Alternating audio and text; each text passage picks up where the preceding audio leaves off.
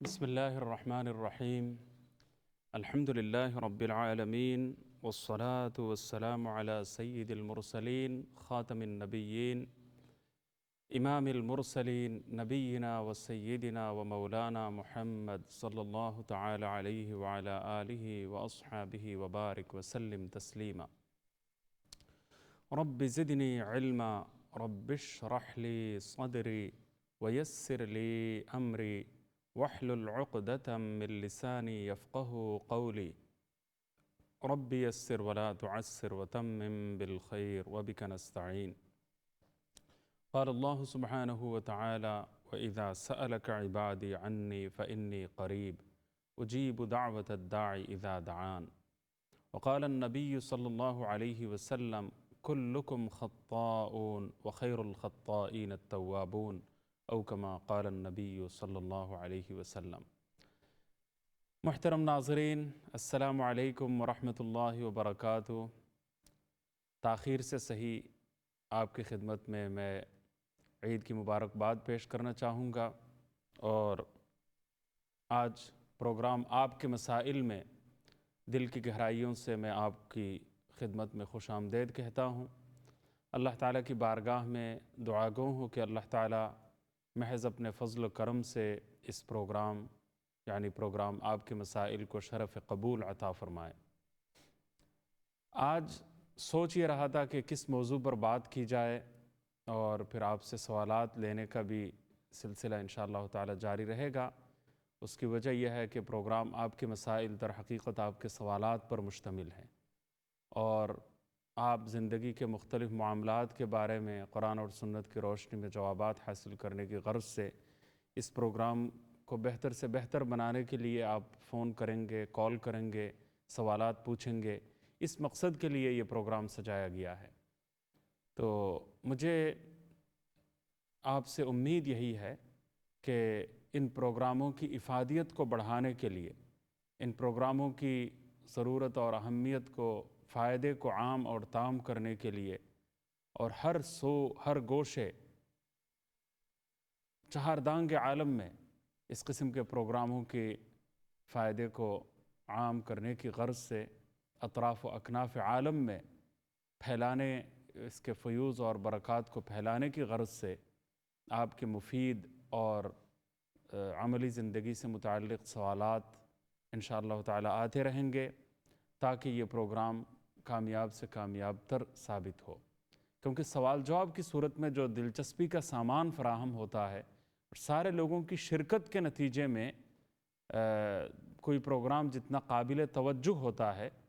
وہ ون مین شو کے طور پر گفتگو کرنے کے نتیجے میں وہ بات حاصل نہیں ہوتی۔ تو بہت سارے ہمارے ناظرین وہ یہ سوچتے ہوں گے کہ نہیں، ہم جو ہے سننا ہمیں زیادہ عزیز ہے، سننا ہمیں زیادہ پسند ہے، لیکن سوال جواب کی شکل میں پروگرام جو ہے وہ دوسروں کے لیے زیادہ دلچسپ ثابت ہوتا ہے،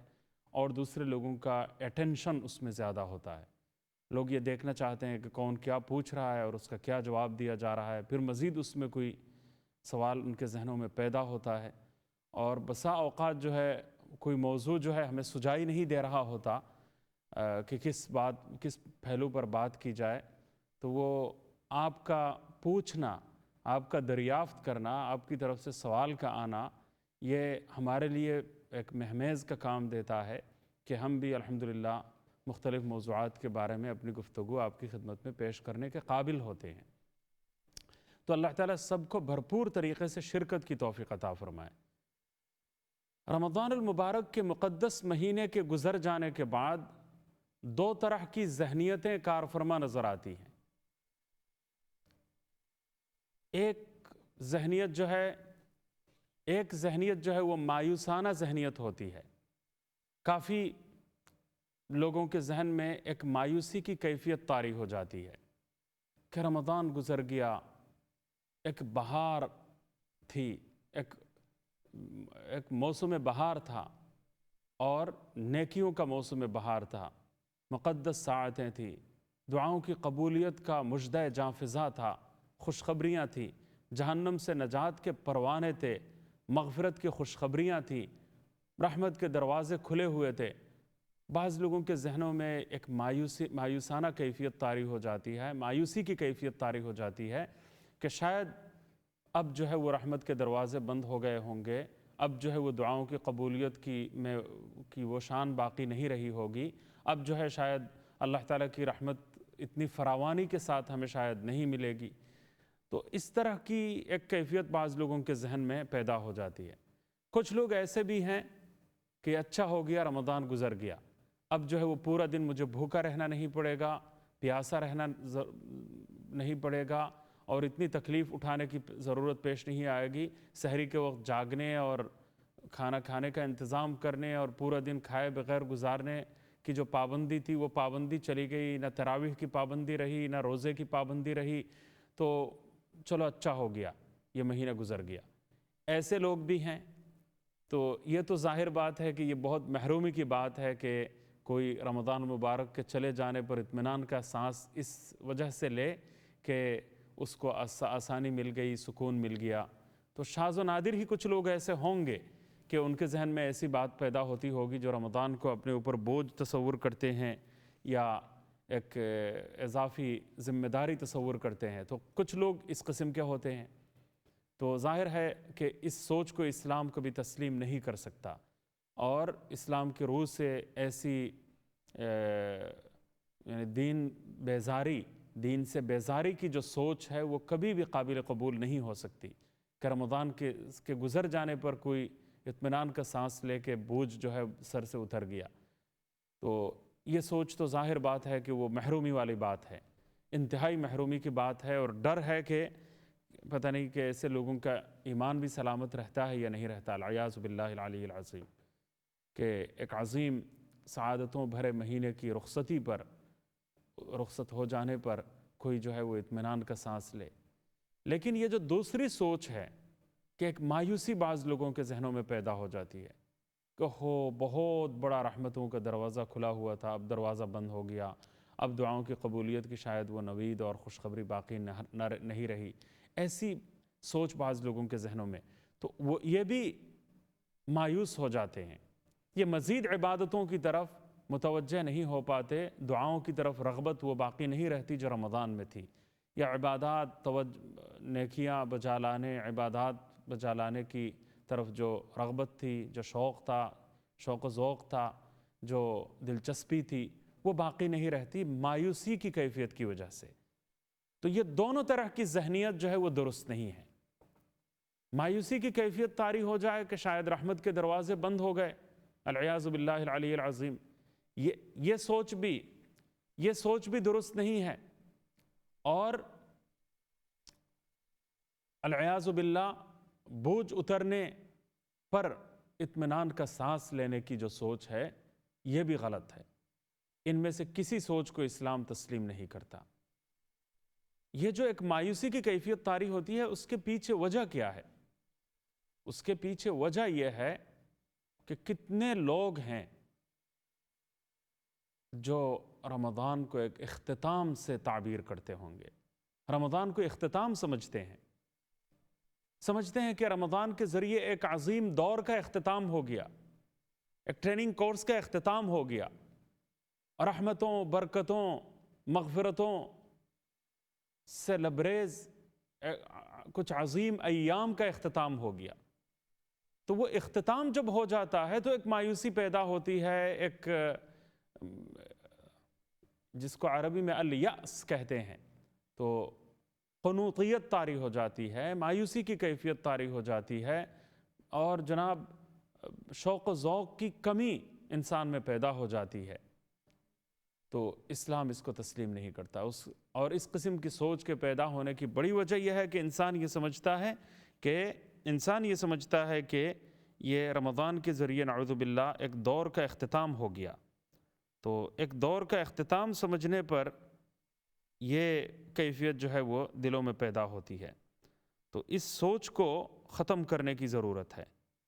اس سوچ کو اپنے اندر سے ہٹانے کی ضرورت ہے۔ تو جیسا کہ کسی مہمان کے رخصت ہو جانے پر بہت سارے لوگوں کے دلوں میں ایک عدم اطمینان کی کیفیت ہوتی ہے کہ مہمان چلا گیا، رخصت ہو گیا، اور اس کے نتیجے میں انسان کے دل میں ایک مایوسی پیدا ہو جاتی ہے، تو پھر مہمان کے آنے پر ایک اطمینان کی کیفیت ہوتی ہے، تو یہ کیفیتیں درست نہیں ہیں۔ اور بعض لوگ سمجھتے ہیں کہ اب ذمہ داریاں کوئی نہیں رہی، تو یہ بات صحیح نہیں ہے۔ حقیقت یہ ہے کہ رمضان ایک دور کا خاتمہ نہیں ہے، بلکہ رمضان کے ذریعے ایک مبارک دور کا آغاز ہوتا ہے۔ سب سے بڑی غلطی یہاں ہوتی ہے کہ رمضان کو اختتام تصور کیا جاتا ہے کہ ایک دور کا اختتام اس کے ذریعے ہو گیا، حالانکہ وہ رمضان کے ذریعے ایک دور کا آغاز ہوتا ہے۔ رمضان یہ انتہا نہیں ہے بلکہ ابتدا ہے۔ رمضان سب کچھ دے کر اور نعمتیں تہ کر کے اور لپیٹ کر ہم سے رخصت نہیں ہو جاتا کہ ساری نعمتیں دے دی گئی ہیں، اب اس کے بعد جو ہے تہ کر دیا گیا ہے، جیسا کہ بوریا بستر گول کر کے کوئی چلا جاتا ہے، تو نعمتوں کا بوریا بستر گول کر کے رمضان ہم سے رخصت نہیں ہو جاتا، بلکہ رمضان بہت کچھ دے کر، جھولیاں بھر کر اور نعمتیں لٹا کر جاتا ہے۔ تو رمضان کے بعد انسان جو ہے اپنے آپ کو گناہوں سے ہلکا ضرور محسوس کرتا ہے، لیکن ذمہ داریوں سے مزید وہ گراں ہو جاتا ہے، مزید ذمہ داریاں اس کے سر پر جو ہے وہ آ جاتی ہے، تو اس کا کندھا ذمہ داریوں سے بوجھل اور گراں مزید ہو جاتا ہے۔ تو کتنے لوگ ہیں وہ یہ سوچتے ہوں گے کہ رمضان کے بعد ہم کریں کیا؟ دیکھیے، رمضان ایک نئے دور کا آغاز ہے، زندگی میں ایک انقلابی تبدیلی برپا کرنے کے لیے یہ رمضان ہمارے پاس آیا ہے۔ تو گویا رمضان کے ذریعے ایک نئے دور کا آغاز ہماری زندگی میں ہوتا ہے، تو اس کو اگر اختتام سمجھیں گے تو مایوسی ضروری طور پر، لازمی طور پر آپ میں پیدا ہوگی، اور اگر اس کو ایک حسین اور نئے دور کا آغاز تصور کریں گے، اس کو اختتام نہیں بلکہ ابتدا تصور کریں گے، تو اس کا فائدہ یہ ہوگا کہ آپ نئے ولولے سے سرشار ہوں گے، آپ کے اندر نیا ایک شوق و ذوق پیدا ہوگا، ولولہ تازہ پیدا ہوگا، اور حوصلہ مندی کے نئے جذبات سے اور نئے تمغات سے آپ کے سینے روشن ہوں گے، اور آپ جو ہے نئے شوق و ذوق کے ساتھ، امید اور حوصلے کے ساتھ آپ کو آگے بڑھنے کا موقع ملے گا۔ تو عالی حوصلگی اور امید کی کرن لے کر آپ نے آگے بڑھنا ہے اور ایک نئے دور کا آغاز کرنا ہے۔ رمضان زندگی میں ایک چپٹر کو کلوز کرنے کے لیے نہیں آیا، بلکہ نئے ولولے کے ساتھ، عالی حوصلگی کے ساتھ، عالی حوصلگی کے درخشاں تمغات دے کر زندگی کو اور زیادہ یعنی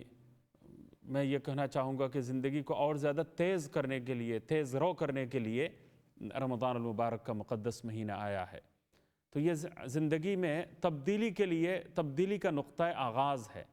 تو اس کی طرف جو ہے ہمیں توجہ دینے کی ضرورت ہے۔ تو سب سے پہلی بات کیا کریں، اگر آپ پوچھیں گے مجھ سے کہ رمضان کے بعد ہم زندگی کیسے گزاریں، کیا کیا کام کریں،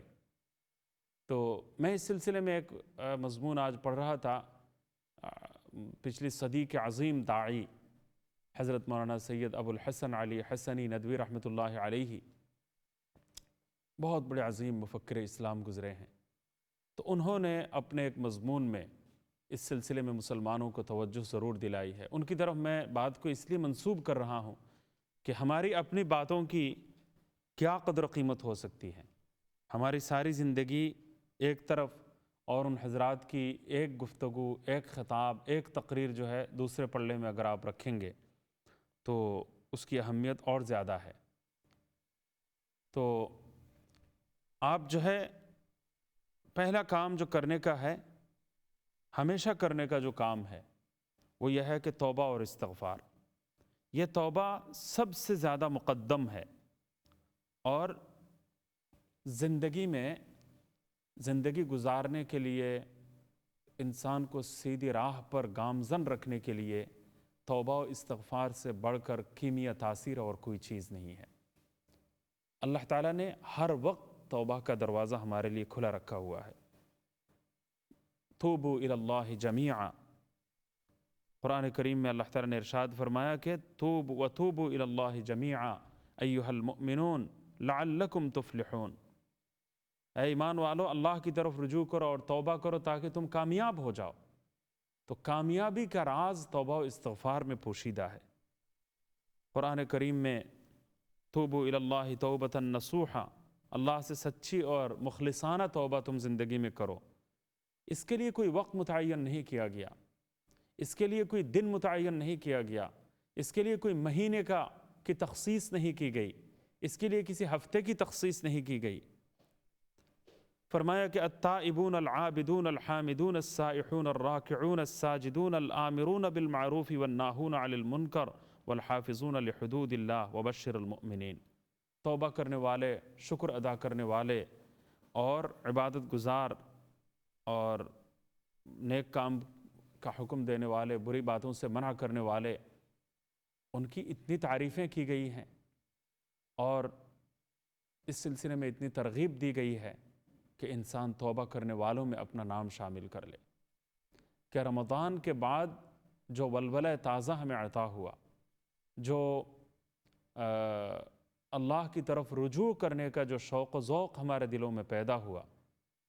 اس کے پیش نظر پہلا کام یہ ہے کہ توبہ اور استغفار کا ہم اہتمام کریں، توبہ و استغفار کا ہم اہتمام کریں تاکہ زندگی میں ہم کامیابی کا راز پالیں۔ توبہ جو ہے بذات خود مستقل ایک عبادت ہے۔ بعض لوگ سمجھتے ہیں کہ گناہ ہو جائے تو پھر ہم کریں گے، گناہ تو ہوتا ہی رہتا ہے، غفلت تو ہوتی ہی رہتی ہے۔ جو عبادت ہم کر رہے ہیں، جو سجدے ہم ادا کر رہے ہیں، کیا ان کے بارے میں کتنے لوگ سمجھتے ہیں کہ کیوں توبہ کریں؟ کیونکہ توبہ کیوں کریں؟ توبہ کرنے کی کیا ضرورت ہے؟ حالانکہ اللہ اکبر، میں جب دارالعلوم میں گیا تو پہلی مجلس میں بیٹھا حضرت شیخ الاسلام مفتی تقی عثمانی صاحب کی مجلس میں، تو ایک جملہ حضرت کی زبان سے نکلا اور آج تک اس کا اثر میں دل کی گہرائیوں میں محسوس کرتا ہوں کہ ارے ہمارے گناہ تو کیا، ہماری طاعات بھی قابل استغفار ہیں، ہماری طاعات بھی قابل استغفار ہیں، ہماری عبادتیں بھی قابل استغفار ہیں۔ تو کتنے لوگ سمجھتے ہیں کہ صرف گناہوں پر کریں اور بظاہر کوئی گناہ نظر نہیں آتا اور سمجھتے ہیں کہ کوئی گناہ تو نہیں ہو رہا تو کیوں روئیں، کیوں توبہ اور استغفار کریں۔ یہ جو ہر نماز کے بعد سلام پھیرنے پر اس بات کی یہ عمل سنت ہے کہ 3 مرتبہ انسان یہ کہے استغفر اللہ استغفر اللہ استغفر اللہ۔ کوئی گناہ کا کام کیا کہ اللہ مجھے معاف فرما دے، میں مغفرت طلب کرتا ہوں، میں مغفرت طلب کرتی ہوں۔ یہ جو جملہ دہرایا جا رہا ہے، نماز ہی تو پڑھی، سجدے ہی تو کیے، رکوع ہی تو کیے، قرات کی، تلاوت کی، اللہ کے سامنے سر سجود ہوئے، تو اس پر معافی مانگنے کا کیا سوال پیدا ہوتا ہے؟ اللہ اکبر۔ تو دیکھیے کتنا زیادہ بلند و بالا ایک تصور ہے جو اسلام نے ہمیں دیا ہے، اور ہماری سوچ سے ماورا اور ہمارے تخیل سے بالاتر ایک سوچ اسلام نے ہمیں عطا فرمائی ہے، اور کتنی خوبصورت وہ سوچ ہے کہ انسان یہاں بھی اپنے قصور کا اعتراف کر رہا ہے۔ گناہ کیا ہوا؟ خطا کیا ہوئی؟ خطا یہ ہوئی کہ اے اللہ، آپ کی جو شان کبریائی ہے، آپ کی جو عظمتیں ہیں، آپ کی جو عظمت مقام ہے، رفعت شان ہے، آپ کی جو شان کبریائی ہے، آپ کا جو مقام ارفع ہے، بلند و بالا مقام ہے، آپ کی جتنی عظمتیں ہیں ان کا تصور بھی انسان نہیں کر سکتا، خواب و خیال میں بھی ان عظمتوں کو لا نہیں سکتا۔ تصور کی پرواز سے ماورا ہے آپ کی بڑائی، تخیل کے آخری حد سے بھی بلند و بالا ہے آپ کی شان کبریائی۔ تو پھر آپ کے شان کبریائی کا تصور بھی جب ہم نہیں کر سکتے، آپ کی عظمت کا تخیل بھی جب ہمارے دل میں نہیں آ سکتا، ہم محدود ہیں، آپ کی ذات لامحدود ہے، آپ کی طاقت لامحدود ہے، آپ کی عزت لامحدود ہے، آپ کی عظمت لامحدود ہے، تو کیسے ہم آپ کی عظمتوں کا حق ادا کرتے ہوئے آپ کی شان کے مطابق کوئی سجدہ کر سکتے ہیں؟ آپ کی عظمتوں کی جو بڑائی ہے وہ کائنات میں اس بڑائی کو سمایا نہیں جا سکتا، تو پھر کیسے ہم آپ کی عظمت اور آپ کی شان کے مطابق جو ہے وہ ہم سجدہ کریں گے؟ وہ تو ہمارے بس کی بات نہیں ہے۔ یہ جو آپ کی شان کے مطابق ایک سجدہ بھی ہم سے نہیں ادا ہو سکا، ایک رکوع بھی ہم سے نہیں ہو سکا، آپ کی شان کے مطابق خشوع اور خضوع نہیں ہو پایا، آپ کی شان کے مطابق خشوع اور خضوع نہیں ہو سکا، تو اس کا نتیجہ کیا ہوا کہ اس آپ کی شان کے مطابق جو ہے کوئی عبادت ہم سے نہیں ہو پائی، کوئی سجدہ نہیں ہو سکا، کوئی نماز نہیں ہو پائی۔ یہ جو قصور ہم سے ہو رہا ہے، یہ بھی ایک قصور ہے کہ آپ کی شان کے مطابق کوئی ایک سجدہ بھی پوری زندگی میں ہم نے نہیں کیا۔ تو یا اللہ، اس اعتراف قصور کرتے ہوئے ہم اس پر معافی مانگتے ہیں، استغفر اللہ۔ تو اس تفصیل کے مطابق بات سمجھ میں آ گئی ہوگی کہ ہماری طاعتیں اور ہماری عبادتیں کیسے قابل استغفار ہیں۔ تو میں ایک کالر سے پہلے بات کرتا ہوں تاکہ رمضان کے اور اس کے بعد پھر مزید باتیں ہوں گی کہ رمضان کے بعد اور کیا کیا عمل ہم کریں انشاءاللہ۔ جی السلام علیکم۔ وعلیکم السلام ورحمۃ اللہ وبرکاتہ۔ کیسے ہیں آپ؟ الحمدللہ، اللہ کا فضل و کرم ہے۔ آپ خیریت سے ہیں جناب؟ اللہ کا شکر الحمدللہ۔ یہ مسئلہ پوچھنا تھا کہ ہم نے ایک اپنے خاندان نے مل کر پیسے اکٹھے کر ایک ایمبولینس خریدی تھی۔ جی، اپنے ملک میں، وہ جہاں ہم رہتے ہیں وہاں پر غریبی زیادہ ہے، گاؤں وغیرہ میں جو ہے نا وہ ایمبولینس کی ضرورت تھی۔ جی، تو ہم نے وہ ایمبولینس جو ہے نا وہ فری چلا رہے ہیں وہاں پر، جی، کسی سے پیسے نہیں لیتے ہیں۔ وہ لوگ بیمار ہوتے ہیں، ہاسپٹل جاتے ہیں، ہاسپٹل واپس آنا جیسے بھی ہو۔ تو پوچھنا یہ ہے کہ چونکہ وہ ہم نے ویسے تو پیسے ڈال کر خاندان نے لے لی تھی چلانے کے لیے، ہم زکوٰۃ کے پیسے ہم وہاں پر اکٹھے کرتے ہیں صرف اپنے خاندان کے، تو کیا وہ ہم زکوٰۃ کے پیسے اس مد میں دے سکتے ہیں یا لگ سکتے ہیں یا نہیں شریعت کے مطابق؟ دیکھیے، یعنی علاج پر اگر یہ خرچہ ہو تو پھر یہ ٹھیک ہے، لیکن ڈائریکٹلی یہ کام آسان نہیں ہے۔ یعنی صرف اس کو چلانے میں پیٹرول کا خرچہ وغیرہ اس میں احتیاط کے خلاف ہیں۔ ہاں، البتہ یہ ہے کہ کسی مریض کو اگر آپ کچھ رقم دے دیں اور وہ اپنا کرایہ اگر ادا کرتے ہیں کہ پیٹرول کا خرچہ تم زکوٰۃ کی مد میں سے دے دو ہمیں، تو وہ ٹھیک ہے۔ اگر کوئی بیمار ایسا ہے کہ جو غریب ہے اور زکوٰۃ لے سکتا ہے، زکوٰۃ کی رقم لے سکتا ہے، اس کو آپ پہلے دے دیں اور وہ پھر جو ہے آپ کو کرایہ ادا کرے، اس کا اپنا خرچہ ہوگا، تو اس صورت میں یہ جواز بن سکتا ہے۔ وہ تو ٹھیک ہے سر، ایمرجنسی ہوتی ہے نا، ایسے تو 24 آور وہ جو ہے ہماری سروس ہے، وہ رات کو فون آ جائے۔ ہاں ٹھیک ہے، وہ ان سے پھر ان کو ادا کر دیجیے گا، کہ رقم دے کر آپ کہہ دیجیے گا کہ یہ آپ ادا کر دیں، آپ کرایہ کی مد میں جو ہے وہ آپ ادا کر دیں، آپ کا کرایہ ہے تو آپ جو ہے وہ ہم آپ کو دوسرے مد سے دے دیتے ہیں اور آپ اپنا پیسہ ادا کر دیں، یا پھر ان سے کہہ دیں کہ آپ کی طرف سے جو ہے وہ ہمارے دوسری رقم ہے وہ آپ کی ملکیت میں ہم دیتے ہیں، یا آپ کی طرف سے نمائندے کے طور پر جو ہے وہ ہم لیتے ہیں آپ کی طرف سے۔ ان کی اجازت کے مطابق یہ کام ہونا ضروری ہے۔ اصل میں زکوٰۃ میں ایک ضروری شرط یہ ہے کہ غریب کو مالک بنا کر باقاعدہ زکوٰۃ ادا کی جائے، یا زکوٰۃ کی رقم اگر کوئی غریب کی طرف سے نمائندہ بن کر وصول کر لیتا ہے اور پیشگی کوئی غریب بیمار اگر اجازت دے دیتا ہے کہ آپ میری طرف سے زکوٰۃ وصول بھی کر سکتے ہیں اور زکوٰۃ میری ضرورت کے مطابق آپ خرچ بھی کر سکتے ہیں، یہ اجازت اگر پیشگی کچھ غریب بیمار اگر دے دیتے ہیں تو ان کی طرف سے پھر وہ لینے دینے والی بات پھر رہے گی نہیں۔ یعنی کبھی دینی مدارس میں جو مدرسے کے جو غریب طلبہ ہوتے ہیں ان کو جو کھانا کھلایا جاتا ہے تو ان کے ہاتھوں میں پیسہ نہیں دیا جاتا، ان کے وہ داخلہ جب لیا جاتا ہے نا تو غریب طلبہ کو ایک فارم بھرنے کے لیے کہا جاتا ہے، اس میں یہ ایک شق ہوتی ہے کہ مدرسے کے محتمم صاحب کو اس بات کی پوری طرح اجازت ہے، میں اجازت دیتا ہوں کہ وہ میری طرف سے، میں غریب طالب علم ہوں تو میری طرف سے وہ زکوٰۃ وصول کر سکتے ہیں اور غریب طلبہ کے کھاتے میں، غریب طلبہ کے مد میں وہ خرچ کر سکتے ہیں۔ تو غریبوں کی مد میں وہ پیشگی اجازت سارے طلبہ، غریب طلبہ دے دیتے ہیں، تو مدرسے کے محتمم صاحب کو پھر ان کے ہاتھوں میں زکوٰۃ کا پیسہ تھمانے کی ضرورت نہیں ہوتی، وہ پھر مدرسے کے طلبہ کی طرف سے خرچ کر سکتے ہیں۔ تو ایسے کچھ مریضوں کی طرف سے اگر آپ لوگ بعد میں بھی اگر کوئی سائن لے لیں یا ان کے نمائندوں یا ان کے گھر والوں کی طرف سے کسی فارم پر اگر دستخط لے لیں تو ایسی کوئی شکل اختیار کی جا سکتی ہے اس کے لیے. تو ابھی تفصیلی بات جو ہے ابھی نہیں ہو پائے گی کیونکہ بریک کی طرف مجھے جانا ہے, اور بریک کے بعد انشاءاللہ تعالی مزید تفصیلی بات ہوگی. امید ہے میری ان باتوں سے سوال کا جواب واضح ہو گیا ہوگا. زکوٰۃ میں سب سے بڑی بات یہ ہے کہ غریب کو مالک بنا کر دینا ضروری ہے یا ان کی طرف سے پیشگی نمائندہ بن جانا ضروری ہے, اور پھر ان کی مد میں ان کے فائدے میں خرچ کرنا یہ لازمی ہوتا ہے. تو اس کی کوئی شکل اپنا لی جائے, کوئی صورت اختیار کر لی جائے. وقفے کی طرف جا رہے ہیں, وقفے کے بعد ملیں گے, ہمارے ساتھ رہیے. السلام علیکم ورحمۃ اللہ.